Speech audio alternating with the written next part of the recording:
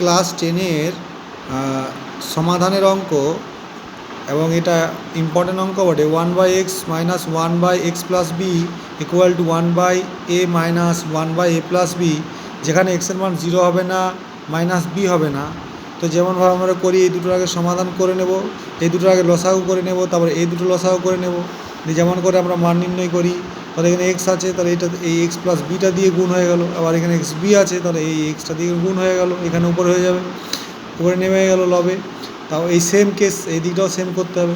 যে তারপরে আমরা এইভাবে ক্যালকুলেশন করে দিয়ে আমরা এখানে পেলাম কি, যে x minus a into x plus a plus b equal to 0। তাহলে এক্স সমান কী হবে না, এক্স সমান হবে শুধু এ আসবে, হয় x minus a equal to 0 মানে এক্স মানে এ, অথবা x plus a plus b equal to 0। তাহলে এক্স সমান এগুলো এদিকে চলে গেলে মাইনাস এ মাইনাস বি হয়ে যাবে, মাইনাসটা কমন নিয়ে নাও, এ প্লাস বি। তাহলে আলটিমেট এক্সের দুটো বীজ বেরিয়ে গেল, এক্স সমান এ আর একটা মাইনাস এ প্লাস বি।